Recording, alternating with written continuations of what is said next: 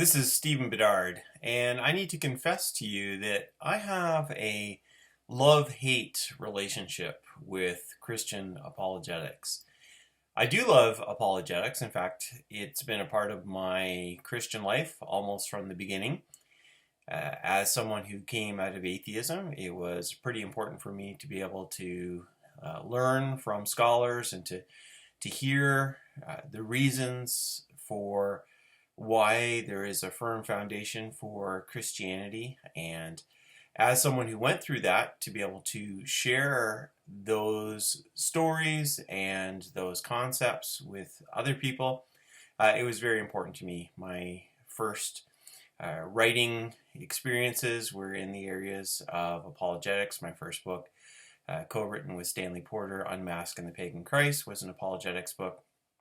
And so it is important. But I've also watched over the years as Christian apologetics has in many ways been taken over by the culture wars, and it's not always about demonstrating that God exists or that Jesus rose from the dead or the gospel is true, but sometimes it's used simply to promote certain aspects of conservative culture, whether they are directly related to the Christian faith or not.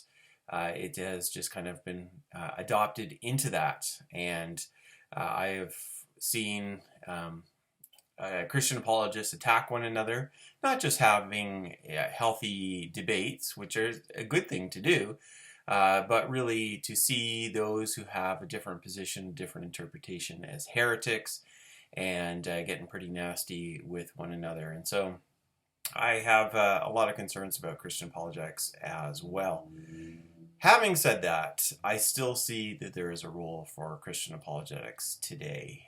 For one, for people who are seekers, people who are considering the Christian faith, I think that it is important that there are resources out there, that there is a demonstration that thoughtful people have worked through some of the difficult questions that are out there. And not to say that all of those answers that are provided are the final answer. They might not be.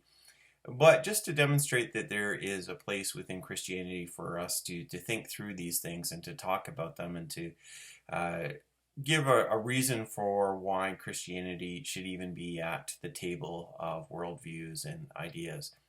So I think that that is important. And also, as people are coming closer to Jesus, they might suddenly hit a roadblock, and there might be something out there that is going to be the thing that's going to remove that obstacle and help them to get to Jesus. Now, there's going to be people who say, well, no one ever comes to faith through Christian apologetics. And I always push back on that. Like, first of all, how do you know that? You've pulled every single Christian throughout history, and you know for a fact that none of them have come by Christian apologetics. Now, if you go and say they only came by the power of the Holy Spirit, well, sure, yeah, they've only come by the power of the Holy Spirit, but that also means that no one's ever come to faith through evangelism either. It's only been by the Holy Spirit. So we have to ask, what are the tools that the Holy Spirit uses to bring people to Christ? And I would definitely think that Christian apologetics is one of them. The other thing that Christian apologetics still has a role for is in strengthening the faith of Christians.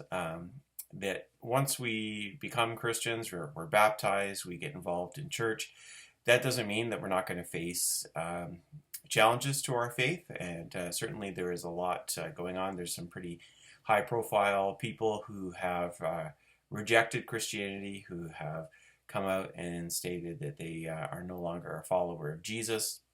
And again, I'm not getting into debates over whether you can lose your salvation. That's a whole another video for another time. But these things do happen.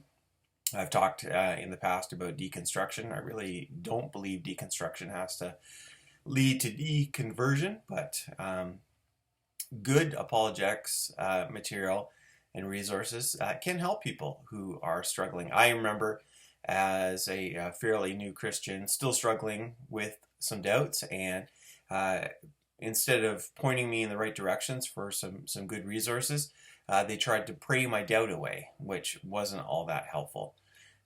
So that's one of the ways that Christian apologetics still has a role today. So yes, I do have some concerns about how some Christian apologetics is done these days.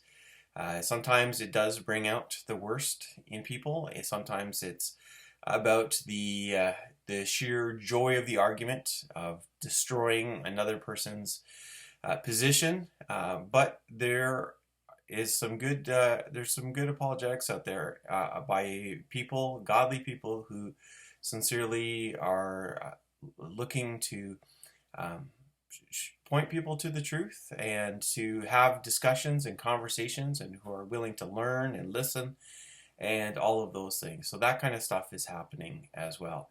And I'm thankful for that kind of Christian apologetics. I do talk about Christian apologetics at my website, stephenjbedard.com. Make sure to visit me there and subscribe to this channel. Thank you, and God bless.